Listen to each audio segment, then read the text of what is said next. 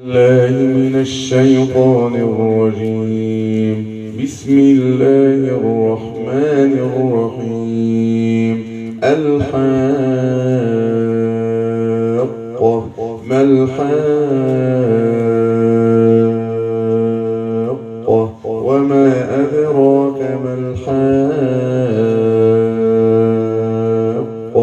كذبت ثمود وعاد بالقارعة. فأما ثمود فأهلكوا بالطاغية، وأما عاد فأهلكوا بريح صرصر عاتية سخرها عليهم 7 ليال و8 أيام حسوما، فترى القوم فيها صرعى كأنهم أعجاز نخل خاوية، فهل ترى لهم من باقية. وجاء فرعون ومن قبله والمؤتفكات بالخاطئة فعصوا رسول ربهم فأخذهم أخذة رابية. إنا لما طغى الماء حملناكم في الجارية لنجعلها لكم تذكرة وتعيها أذن واعية.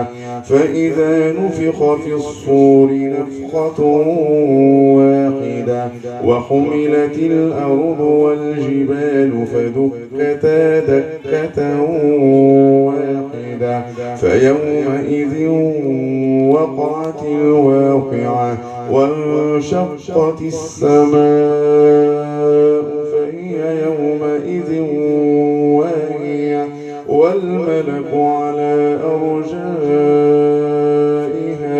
ويحمل عرش ربك فوقهم يومئذ 8 يومئذ تعرضون لا تخفى منكم خافية يومئذ تعرضون لا تخفى منكم خافية. فأما من أوتي كتابه بيمينه فيقول هاؤم اقرءوا كتابيه إني ظننت أني ملاق حسابيه فهو في عيشة راضية في جنة عالية قطوفها دانية كلوا واشربوا هنيئا بما أسلفتم في الأيام الخالية. وأما من أوتي كتابه بشماله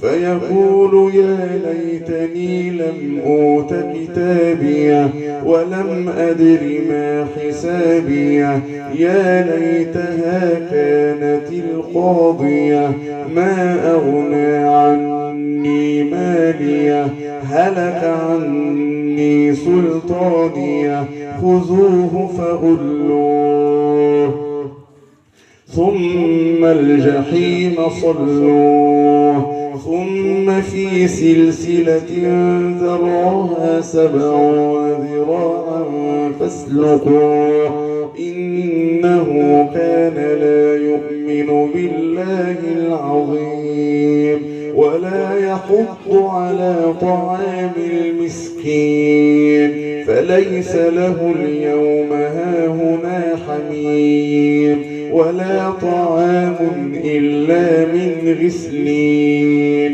لا يأكله إلا الخاطئون. فلا أقسم بما تبصرون وما لا تبصرون إنه لقول رسول كريم وما هو بقول شاعر قليلا ما تؤمنون ولا بقول كاهن قليلا ما تذكرون تنزيل من رب العالمين ولو تقول علينا بعض الأقاويل لأخذنا منه باليمين ثم لقطعنا منه الوتين فما منكم من أحد عنه حاجزين وإنه لتذكرة للمتقين وإنا لنعلم أن منكم مكذبين وإنه لحسرة على الكافرين وإنه لحق اليقين فسبح باسم ربك العظيم.